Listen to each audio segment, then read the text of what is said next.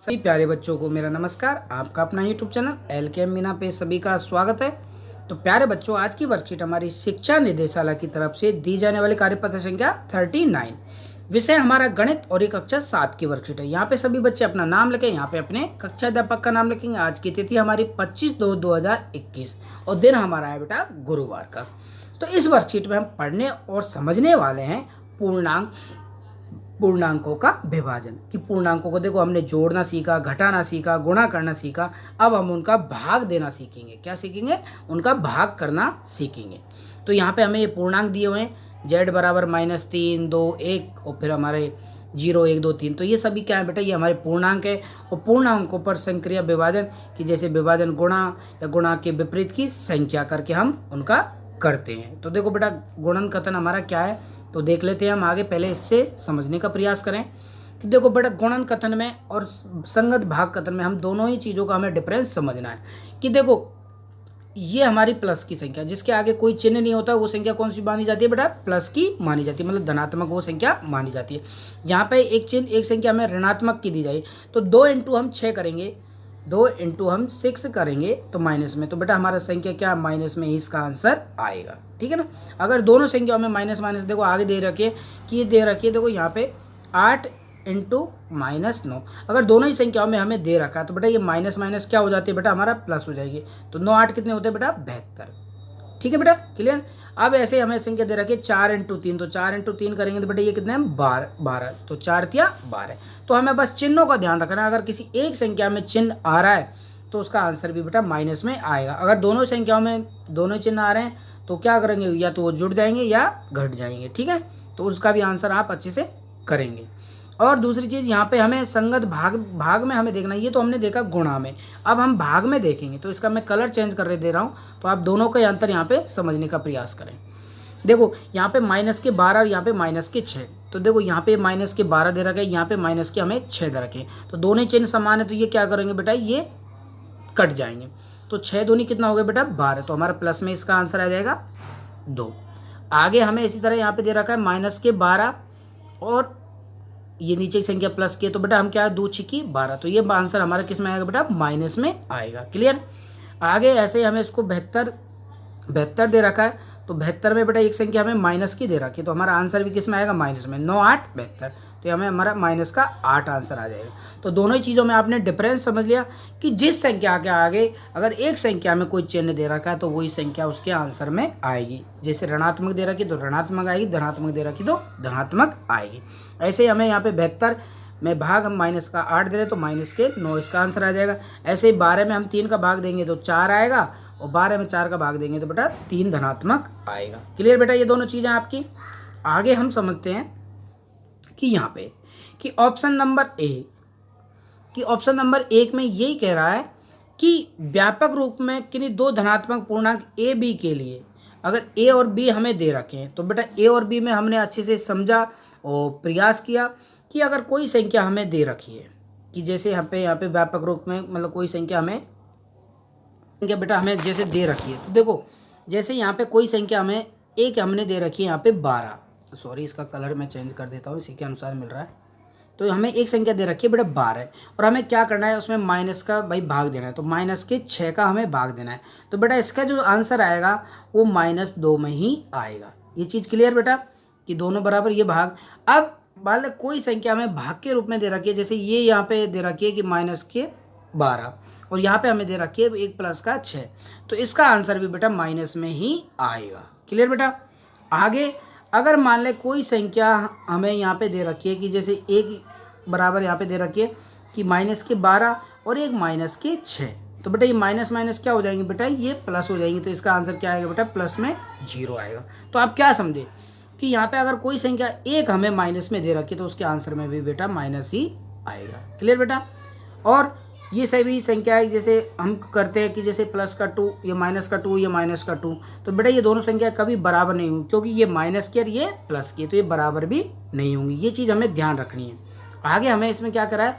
पूर्णांकों के भाग क्रम विनिमय नहीं है कि जैसे बेटा गुणन में तो ये विनिमय हो सकता है। जैसे यहाँ पे देखो 4 इंटू 3 कर रखा है, बेटा क्या कर रखा है, 4 इंटू 3 कर रखा है, तो हमें क्या हो रहा है बेटा 12 मिल रहा है। जैसे देखो इसको करके देख लेते हैं, यहाँ पे मैं बता देता हूँ कि जैसे 4 इंटू हम 3 करेंगे तो बेटा ये इसका आंसर 12 आएगा।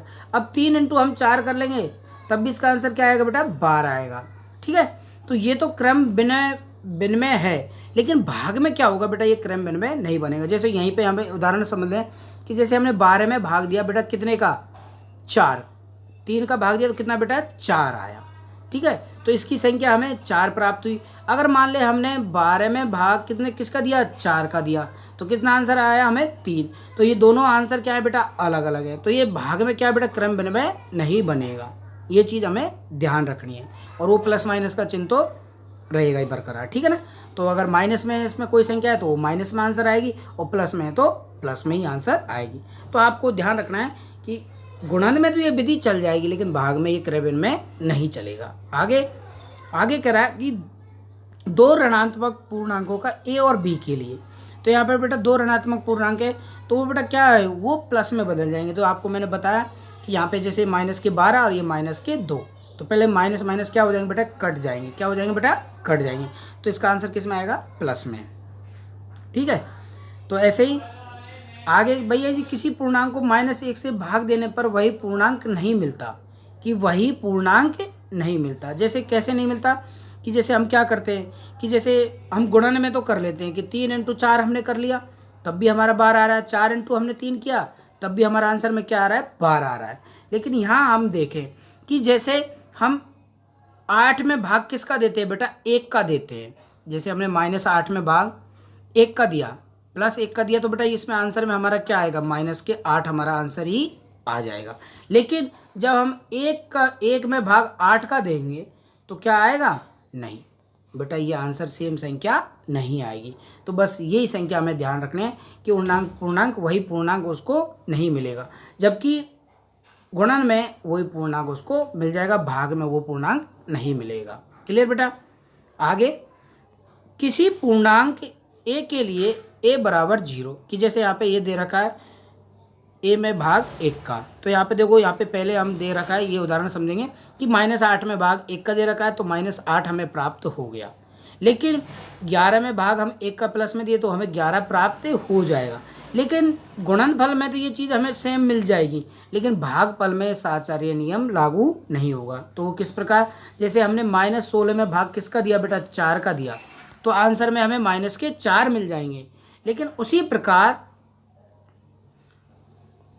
देखो जी, यहाँ पे हम देंगे, यहाँ पे दे रखा है कि -16 में हमने 4 का भाग दिया तो हमें -4 प्राप्त हुए। लेकिन हम भाई 4 में से -16 का देंगे तो क्या वही संख्या प्राप्त होगी, नहीं, वो संख्या प्राप्त नहीं होगी, क्योंकि यहाँ पे सारे साचार्य नियम का पालन नहीं होगा। मतलब सभी पूर्णांक समान है तो ये नियम भागफल में नहीं लगता। ओके बेटा, क्लियर। और आगे हम अच्छे से वर्कशीट में है दिए हुए हैं क्वेश्चन, तो इनके आधार पर हम इसे समझने का प्रयास करेंगे। ओके स्टूडेंट, तो करते हैं हम पहला क्वेश्चन, कि यहाँ पे कह रहा है कि -3 ऊपर दिए गए समीकरण के आधार पर हमको इसके आंसर देने। तो बेटा गणित एक ऐसा सब्जेक्ट है, इसकी जब तक हम घर पे प्रैक्टिस नहीं करेंगे तब तक पूरी आसानी से समझ में नहीं आती। देखो यहाँ पे -30 दिए हुए हैं और यहाँ पे हमें 10 दिया हुआ है, तो इसका आंसर हम करें -30 में हम भाग देना है 10 का, तो 10 दिया बेटा कितना होता है 30, तो 3 हमारा आंसर आ जाएगा। लेकिन ये माइनस हमें दिया हो तो इसका माइनस में, तो माइनस इसका 3 में आंसर आएगा। ऐसे हमें यहाँ पे 50 दिया हुआ है, तो 50 में भाग हमें कितने का देने को बोल रहा है, 5 का देने को बोल रहा है। तो 5 दाएँ 5 एकम 5 और 0 की 0, तो 10 बार भाग गया तो -10 इसका आंसर आ जाएगा। ऐसे हमें यहाँ पे दिया हुआ है 75, तो -75 में हम भाग देंगे 75 का, तो बेटा कितने बार जाएगा, 1 बार जाएगा, तो -1 इसका आंसर आ जाएगा। ये एक चिन्ह यहाँ पे दे रखा तो 1 इसका माइनस में आएगा। अब हमारा 24 है, तो 24 को मैं यहाँ करके बता देता हूँ। ओके स्टूडेंट, तो यहाँ पे 24 है, यहाँ पे हमें -6 का भाग देना है, तो बेटा 6 चौका 24, तो -4 इसका आंसर में हमारा आ जाएगा। ऐसे यहाँ पे हमें 48 दिया हुआ है, तो 48 को हमने यहाँ करके देखा, 48 में भाग 16 का, तो 16 या 48, तो -3 इसका आंसर आ जाएगा। तो हमने अच्छे से करके देखा कि सभी में जहाँ जहाँ भी ये ऋणात्मक चिन्ह लगा हुआ है तो आंसर में भी इसका ऋणात्मक ही आंसर आएगा। क्लियर बेटा। आगे हम देखते हैं कि दोनों ही संख्याओं में ऋणात्मक चिन्ह हमें दे रखे हैं। तो ठीक है, आपके ये पांचों क्लियर ये सवाल। आगे आगे हमारे यहाँ पे माइनस के 36 और माइनस के 9। तो देखो यहाँ पे हम इसे करके देख लेते हैं। तो मैंने आपको पहले बताया माइनस माइनस की दोनों संख्या क्या होंगी बेटा, ये चिन्ह इनके जुड़ जाएंगे। तो माइनस 9 चौका 36, तो इसमें 4 बार भाग गया। अब हमारा 49, तो माइनस के 49 है और ये भी माइनस के 49 है। ये दोनों चिन्ह क्या हो जाएंगे बेटा, जुड़ जाएंगे। तो ये दोनों संख्या प्लस की होगी। 49 में 49 का भाग देंगे तो बेटा 1 बढ़ जाएगा, तो इसका आंसर प्लस में आएगा। तो इसके आगे मैंने कोई चिन्ह नहीं लगाया, तो इसका मतलब ये संख्या क्या है बेटा, ये धनात्मक है। ध्यान रखना, यहाँ पे माइनस के 87, तो यहाँ पे इसका आंसर मैं कर रहा हूँ, ठीक है। तो माइनस का 1, तो आप यहाँ पे करके देंगे, दोनों संख्या क्या होंगी, जुड़ जाएंगी। और यहाँ पे ये हमारा प्लस का 87, इसका आंसर आ जाएगा। क्लियर। अब हमारे यहाँ पे 64 दे रखा है, तो 64 को हमने यहाँ पे किया, तो इसके आगे कोई चिन्ह नहीं दे रखा, तो 16 चौका 64। क्लियर बेटा। अब हमारे यहाँ पे 20 दे रखा है, तो 20 का हम यहाँ पे कर ले, 20 में हम 10 का भाग देंगे, 10 दूना 20। तो ये हमारा, तो आपको एक चीज़ याद रखनी है कि जिस संख्या के आगे कोई चिन्ह नहीं दे रखा हो वो धनात्मक संख्या होगी, जिस संख्या के आगे चिन्ह दे रखा हो तो वो ऋणात्मक ही संख्या होगी, अगर ऋणात्मक का दे रखा है। आगे हम ये दोनों पैटर्न हमने समझ लिए, ए और बी, जिस जो हमारे ऊपर की ये जो समीकरण है, तो उन्हीं के आधार पर ये पैटर्न है। अगला हम सी पैटर्न देखते हैं। देखो बेटा, इसमें सी पैटर्न में हमारा एक अलग है। देखो माइनस में 81 में हम 1 का भाग देंगे। कितने का भाग दिया हमने बेटा, 1 का भाग हमने इसमें दिया। तो देखो यहाँ पे माइनस 81 है, इसमें हमने 1 का भाग दिया। तो बेटा भाई कितनी बार भी कोई संख्या का हम भाग देंगे तो वो माइनस में 81 इसका आंसर में आएगी। ऐसे हमें इसका भाग देंगे तो यही संख्या हमारे इसमें भागफल में आएगी। 359 में हम 1 का भाग देंगे तो बेटा 359 ही आंसर में आएगा। क्लियर। अब हमारा ऐसे ही माइनस 13 में से माइनस 1 का भाग देंगे तो बेटा इसका भी आंसर हमारा माइनस 13 में ही आएगा। अगर हम जीरो, अब आगे हमारे ये दो सवाल है, ये बड़े महत्वपूर्ण है। अगर हम जीरो में माइनस 12 का भाग देंगे, कितने का देंगे, माइनस 12 का, तो बेटा इसमें 0 0 ही आंसर आएगा। ठीक है बेटा। ऐसे ही हम 2 में भाग 0 का देंगे तब भी बेटा 0 ही आएगा, मतलब कुछ भी आंसर नहीं आएगा। ये दो सवालों को आप अच्छे से समझने का प्रयास करें। आगे कह रहा है, इन तीनों को हमने अच्छे से, तीनों समीकरणों के माध्यम से अच्छे से हल कर लिया। आगे हमारे एक प्रश्न है कि 5 ऐसे युग्म, पूर्णांक युग्म बनाए, ए बी लिखिए ताकि ए भाग बी बराबर -3 हो। तो ऐसा एक युग्म 6 - 2, क्योंकि 6 - 2 का भाग ये बन रहा है। तो इस तरह आपको ये युग्म बनाने हैं। तो चलिए करते हैं इसका आंसर।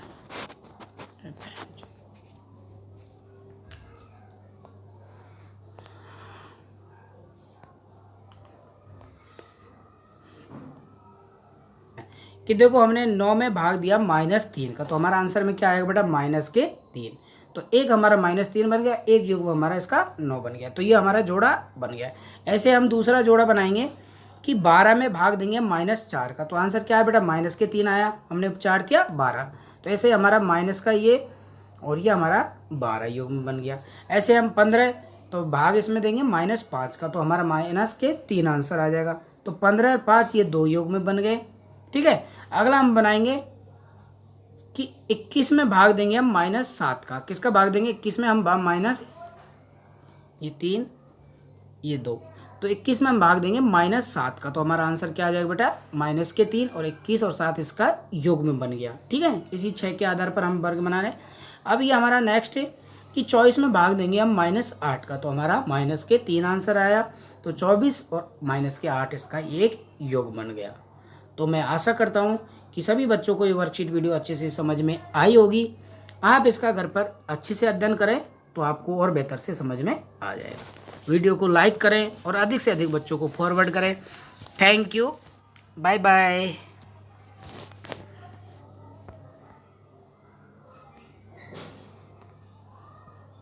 धन्यवाद।